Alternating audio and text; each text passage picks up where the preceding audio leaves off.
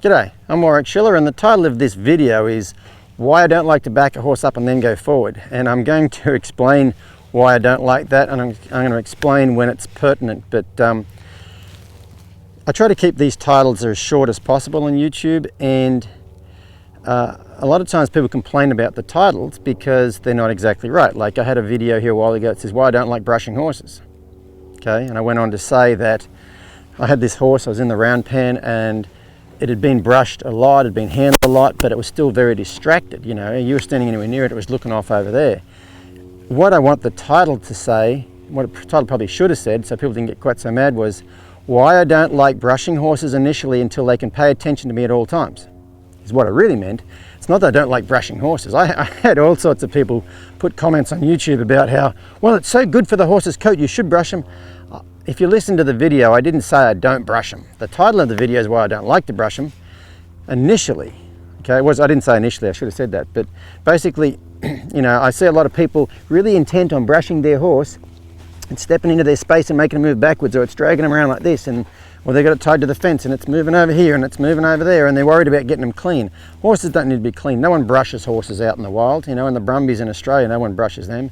Anyway, so this video here is called Why I Don't Like to Teach a Horse to, why I don't like to back a horse up and then go forward. And that is initially, and you'll see what I'm talking about here in a minute when we show you the footage.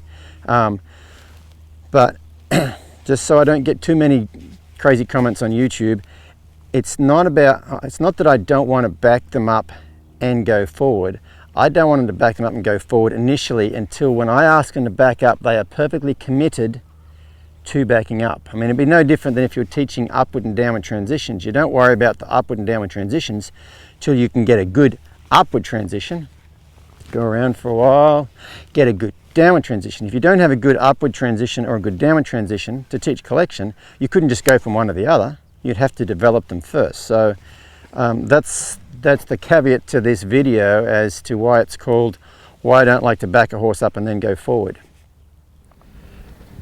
So a lot of times at clinics, you know, teaching people how to teach their horse to back up, especially to back up well for a stop, I tell them, make sure you do not walk your horse forward after you back up. You know, let them rest there a bit for a while before you walk forward, or turn and go the other way. For the most part, when we're working on stopping, teaching them to stop, say off the word whoa, or picking up your hands, we'll have them stop, back up, and then go the other way. And I'll show you why that's very important here in a minute. Is like, so this horse here, I'm actually working on him. He's got a problem getting out of the horse trailer. When he backs up out of the horse trailer, he gets really, really worried because there's a big step at the back of this trailer. And so it's not a ramp, it's a step. And he worries about stepping down there. So when he starts backing up, he really squats down behind, which is exactly what we want them to do when we're teaching to back up, riding them for the stop. You know, we really want them to bend their back. I'll show you how much he bends his back. So you just watch when he starts backing up. See, he really squats. You can see those muscles tighten up, and you really see his hocks really bending right there, like that. And look how close his front and back feet are. Okay, so, but I don't want him to do that in here, because it's not a good thing, it's a bad thing. He gets really worried about that step. So I'm going to show you how I fix this. And how I fix this is the way you would not want to have your horse do it when you're teaching him to back up. All I do is ask him to step forward. So I'm going to back him up, and you'll see he'll really bend his back and bend his hocks. Okay? Then how I fix that is every time he backs up, I'll then step him forward. Well, you watch when he steps forward, he then straightens up and stands up. So if I back him up, step him forward, back him up, step him forward enough times, pretty soon when he goes to back up, he'll assume the next thing he's going to do is step forward, and so he won't squat down behind, he will actually straighten up. Which is why you don't want to do it teaching your horse to back up for a stop, you know, for a sliding stop, because if every time you back them up, the last thing you do is step them forward, they then stand straight back up and straighten their hocks out. So the best backup you'll ever get will be a straight hocked, flat backed sort of backup. Does that make sense? I was watching